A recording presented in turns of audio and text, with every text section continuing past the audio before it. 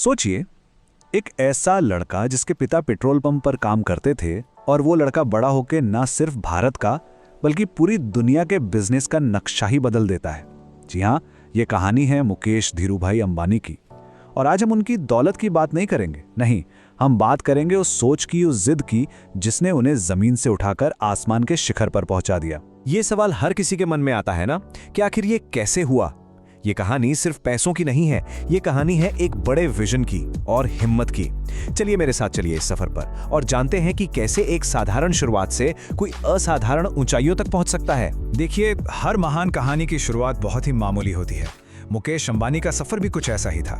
एक ऐसी दुनिया से शुरू हुआ जहां शायद साधन कम थे पर सपनों पर कोई पाबंदी नहीं थी। तो सफर शुरू होता है यमन से, फिर मुंबई का एक छोटा सा अपार्टमेंट। पढ़ाई में वो होशियार थे, केमिकल इंजीनियरिंग की डिग्री ली और तो और अमेरिका की टॉप यूनिवर्सिटी स्टैनफोर्ड में एमबीए के लिए भी चले गए। लेकिन कहानी में असली ट्विस्ट तो अब आना था।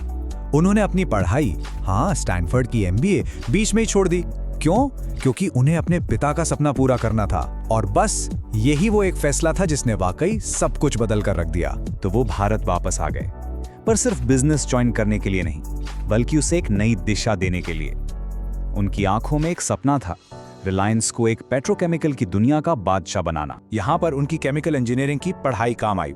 उन्होंने एक के बाद एक विशाल पेट्रोकेमिकल प्लांट्स का एक ऐसा नेटवर्क खड़ा किया जिसने रिलायंस को इस इंडस्ट्री में सबसे आगे लाकर खड़ा कर दिया। ये सिर्फ फैक्ट्रियां नहीं थी दोस्तों, ये उस विशाल साम्राज्य की नींव थी जिस पर आज की रिलायंस शान से खड़ी है। पेट्रोकेमिकल्स में तो उन्होंने अपना लोहा मनवा लिया था, लेकिन अब मुकेश अंबानी कुछ ऐसा करने वाले थे जो भारत की तस्वीर बदलने वाला था। उन्होंने टेलीकॉम सेक्टर में कदम रखा और ये उनके करियर का सबसे बड़ा, सबसे साहसिक दांव था। याद कीजिए साल 2016 को, वो साल जब भारत का डिजिटल वर्ल्ड हमेशा के लिए बदल गया।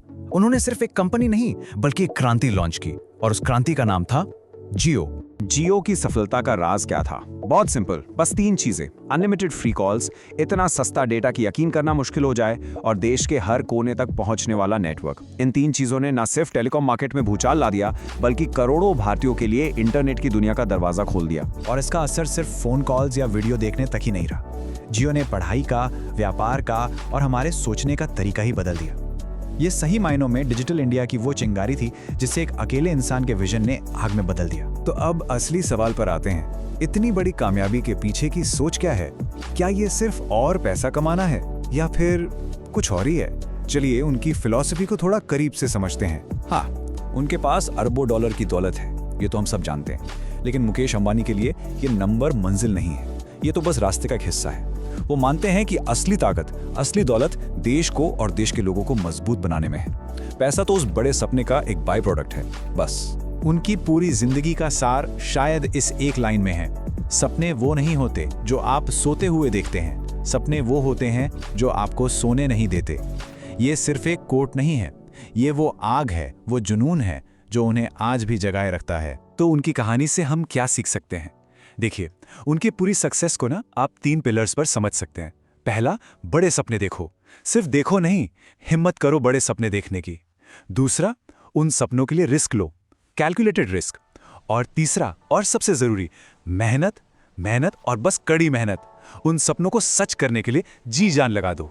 मुकेश अंबानी की कहानी हमें एक ही बात सिखाती है कि आपके हालात कैसी भी हों, कोई फर्क नहीं पड़ता।